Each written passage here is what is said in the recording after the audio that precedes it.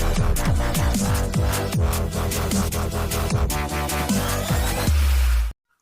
kay employees, I'm Neil and welcome back to my YouTube channel. And today's vlog ay i-share ko po sa inyo kung paano maging QC, no? Paano tayo matatanggap as QC or quality control. For me, being QC is very challenging talaga. Pero ano nga ba ang mga requirements, no? Unang-una ay kailangan lang ay college level. And then kailangan maipasa mo lang yung examination. Pagkatapos nun ay presto, may trabaho ka na. Pag-usapan muna natin yung exam.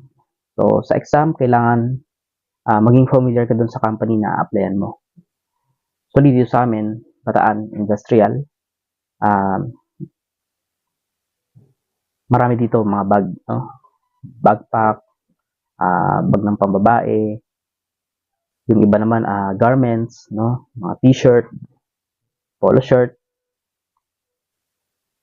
So, kailangan kung saang kumpanya ka mag-a-apply, ay meron ka ng idea doon sa kanilang product dahil yun ang madalas na tinitake sa or binibigay sa exam.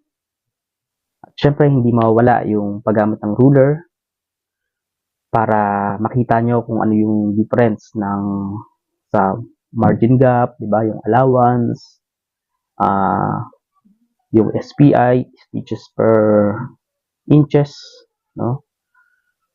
Yun, kaya importante yung ruler. So, kailangan alam nyo rin tingnan kung ano ba doon yung millimeter, centimeter, and then yung inches. Isama na rin natin sa exam ang mga defects, no? Usually, ano ba yung, bakit nga ba nare-reject yung isang product or yung isang item. So, kailangan maging familiar kayo sa mga defects. For example, ay sumobra sa ink, o hindi naman kaya ay meron foreign object doon sa product na yon na which is hindi siya dapat doon, no? Yung mga ganon. So, i-identify kung ano yung mga reject at yung mga defects. So, now, let's dive in doon talaga sa mismong trabaho. Yung actual na trabaho kasi ng QC ay taga-inspect, diba? Tapos, mini-maintain yung quality ng product. At syempre, ma-identify ng defects at mapigilan na kagad, no? Umpisa pa lang. So, parts by parts pa lang, kailangan makita na kagad yun para hindi na umabot doon sa pagbuo talaga ng product o yung buong bag na yun o yung buong t-shirt or kung ano man yung produkto na yun, no? Kailangan, sa party pa lang na to, habang binubuo pa lang siya, habang nagra-run pa lang sa linya is ma-identify mo na kaagad para hindi na lumala pa yung problema, no? At hindi na magtatastas pa or babalikan pa yung ganong operation para lang maayos yung defect. Meron din naman kasi ng mga defect na linis lang, okay na, nagagawa ng paraan. Pero meron mga defects na hindi pwedeng ipasa talaga dahil ay makakasira sa reputation ng company, makakasira doon sa mga client, no? So, sayang lang yung pera kapag nangyari yun. So, kaya hanggat maaga pa, maagapan na kagad. Of course, kailangan kabisduhin ang mga materials na ginagamit, no? Mula sa fabrics, mula sa sinulid, yung kulay. So, kailangan ma-identify mo kung ano yung mga kulay, kung ano yung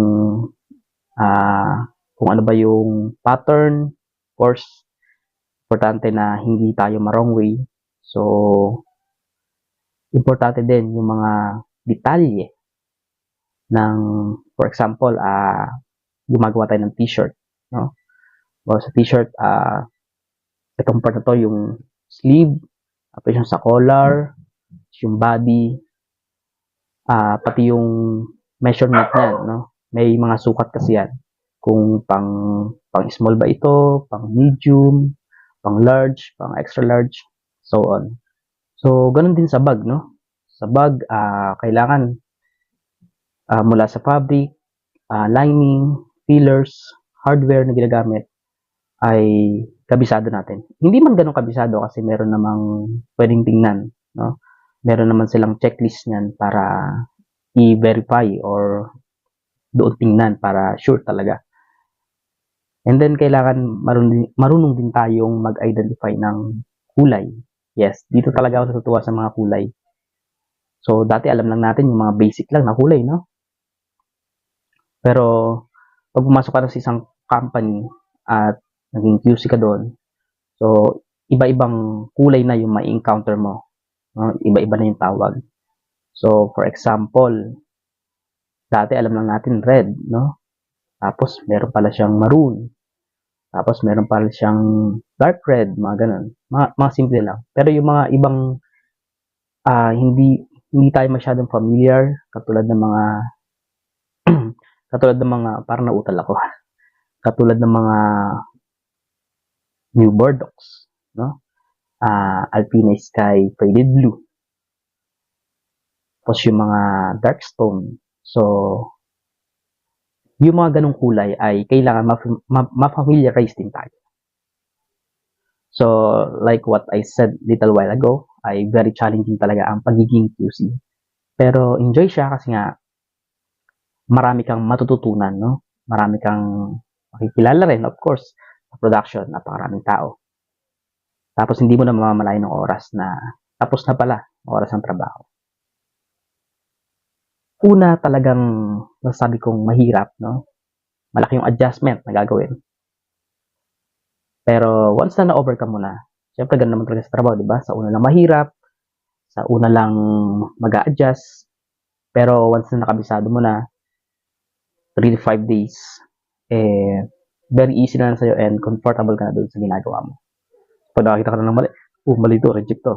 Proud ka pang sabihin na, reject yan, hindi yan tinatanggap. Diba? So, ganun lang. I hope you like this video na overview ko yung actual na trabaho ng isang QC, no? Para magkaroon ka ng tiwala sa sarili at kung ito talaga yung gusto mong trabaho, go for it.